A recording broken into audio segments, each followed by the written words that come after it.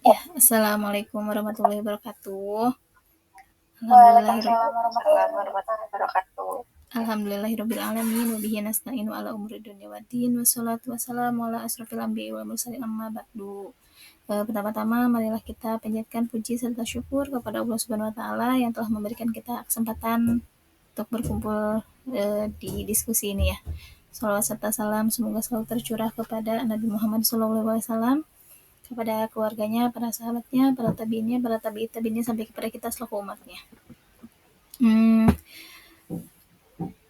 Diskusi kali ini bertema mengenai bagaimana membagi waktu antara pekerjaan dan kuliah untuk mahasiswa kelas karyawan ya.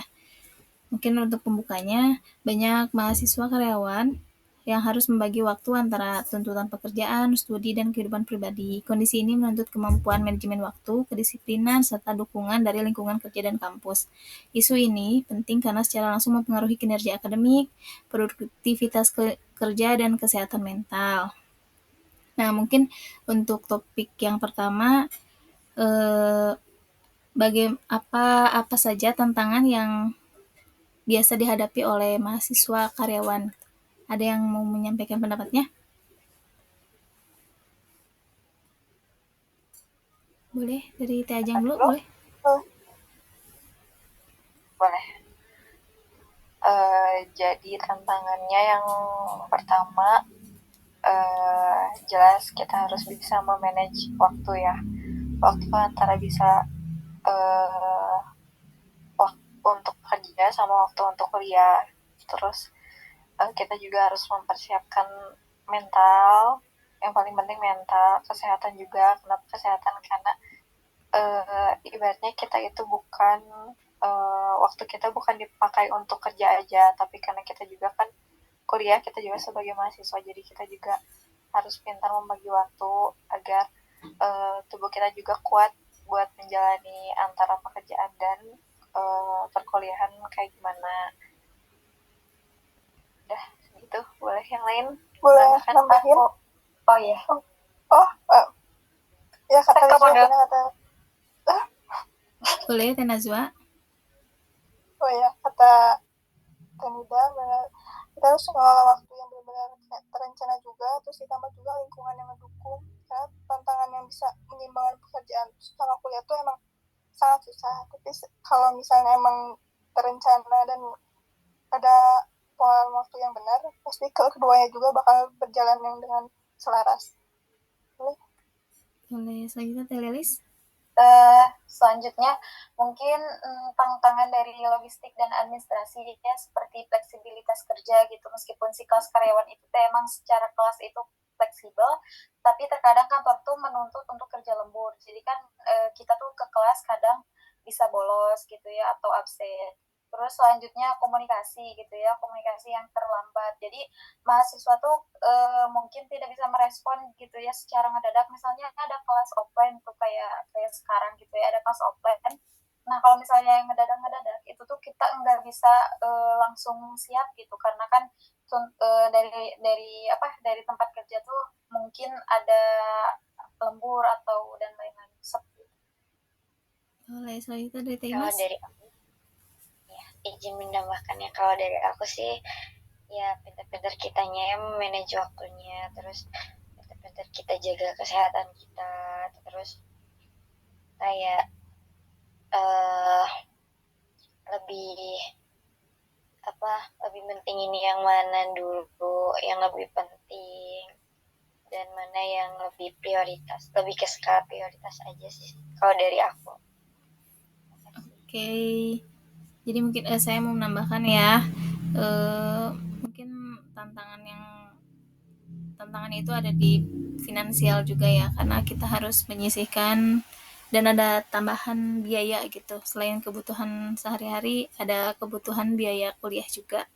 Seperti itu. Dan mungkin harus ada dukungan dari lingkungan sekitar ya, dari keluarga, dari atasan di tempat kerja juga, dan dari perusahaan gitu. Seperti itu mungkin ya.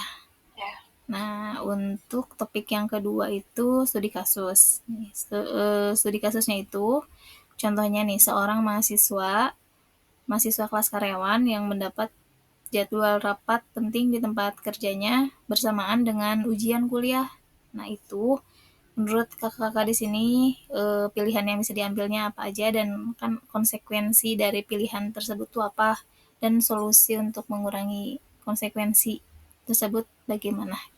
Boleh ada yang menambahkan, menyampaikan pendapatnya? Boleh, siapa dulu? Boleh. Boleh dari aku mungkin ya. Boleh.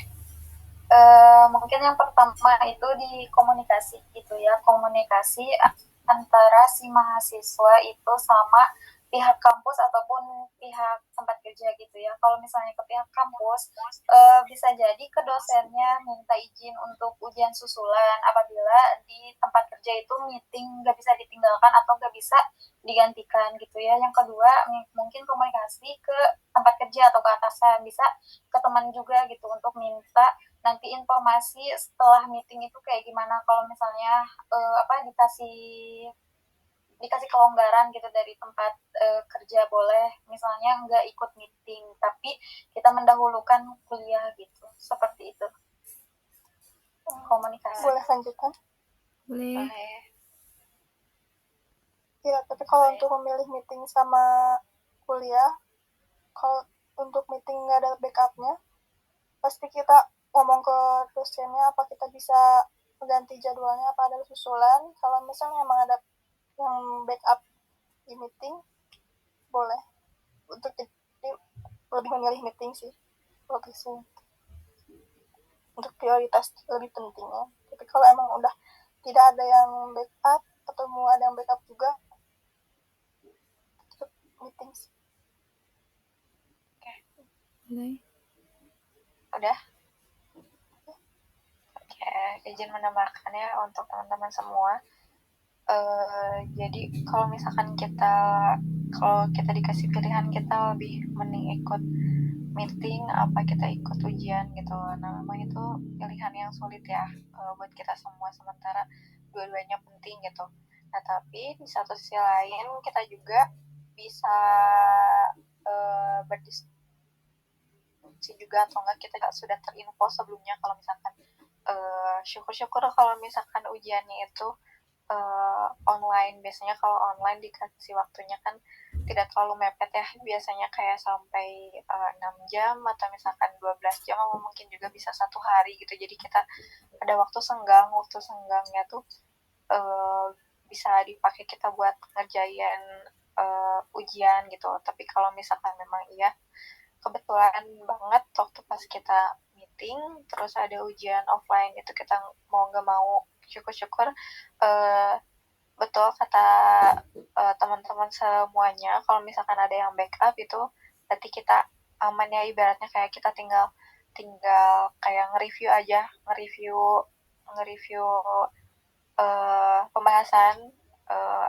pembahasan meeting yang dibahas tuh apa, walaupun kita nggak ikut juga gitu, tapi tetap itu balik lagi ke pilihan kita masing-masing. Kalau misalkan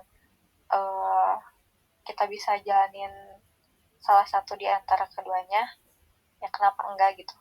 Jadi untuk kedepannya solusinya kita jadi kayak komunikasi antara atasan kita di kantor dan dosen kita di perkuliahan seperti apa. Kalau masih bisa susulan, kalau misalkan tidak, paling kita ngasih tahu ke dosennya, kita kasih pengertian kita di pekerjaan waktu pas gak bisa ikut ujian itu karena apa, kita kasih alasan yang jelas yang masuk logika gitu, yang memang betul faktanya seperti itu karena kita tidak bisa ikut ujian saat itu gitu. Dari Timas mau menambahkan? Dari aku ya betul tadi kata teman-teman semua. Aku menambahkan sedikit aja ya, kayak misalkan kalau di meeting itu ada yang backup, kita lebih memilih untuk ujian ya. Tapi lebih penting perusahaan ya, karena itu tempat dimana kita bekerja, tapi tidak membelakangi ujian kuliah ya, karena sama-sama penting untuk kita. Kalau misalkan di rapat itu kita ada yang backup, kita ikut ujian yang kuliah, tapi kalau semisal di rapat itu kita nggak ada yang backup nih, biasanya kan kita hubungin dosennya ya, agar dikasih kemudahan, terus kayak kelonggaran gitu untuk tugasnya diganti atau di jam jam ujiannya ditambah gitu. Jadi iya betul sih, tadi kayak lebih ke komunikasi aja. Terima kasih. Oke, terima kasih pada teman-teman. Mungkin saya simpulkan ya, saya tambahkan. Yang pertama itu pastikan harus membuat catatan atau jadwal gitu ya, jadwal harian atau pekanan. Jadi kalaupun misalnya kan meeting biasanya nggak dadakan gitu ya. Jadi kalaupun misalnya ada bentrok itu bisa dikomunikasikan dulu dari sebelum-sebelumnya ke atasan atau enggak ke dosen gitu. Ya kalau setiap keputusan kan pasti ada konsekuensinya ya. Kalau misalnya kita memilih untuk eh, ikut meeting berarti kan kita harus ikut ujian susulan kalaupun itu ada gitu, tapi kalau nggak ada berarti kan kita bisa ketinggalan atau nggak punya nilai gitu di mata kuliah tersebut gitu. Tapi kalau kita ikut ujian kita bisa dianggap mungkin tidak memprioritaskan perusahaan atau kerjaan gitu ya, seperti itu. Tapi ya memang harus membuat skala prioritas mana yang lebih, yang resikonya tuh lebih sedikit gitu, apakah ikut meeting atau nggak ikut ujian, seperti itu. Mungkin ya seperti itu ya. Ada yang mau ditambahkan nggak teman-teman? Cukup sih. Cukup dari aku. Cukup ya. Mungkin saya untuk kesimpulannya, tantangan yang biasa dihadapi mahasiswa kelas karier itu yang pertama pasti manajemen waktu yang sulit. Yang kedua itu harus memanfaatkan waktu luang sebaik-baiknya ya. Harus menjaga kesehatan fisik dan mental. Ada tambahan biaya finansial. Harus membuat skala prioritas dan komunikasi itu yang paling penting. Seperti itu. Dan untuk studi kasus, berarti kita memang harus melihat kita harus melihat apa namanya, skala prioritas mana yang lebih diprioritaskan dan harus disegerakan, seperti itu mungkin ya. Cukup mungkin jika tidak ada yang mau ditambahkan lagi, saya tutup diskusi ini. Terima kasih kepada teman-teman yang sudah menyempatkan hadir. Wabillahi taufiq wal hidayah. Wassalamualaikum warahmatullahi wabarakatuh. Waalaikumsalam warahmatullahi wabarakatuh.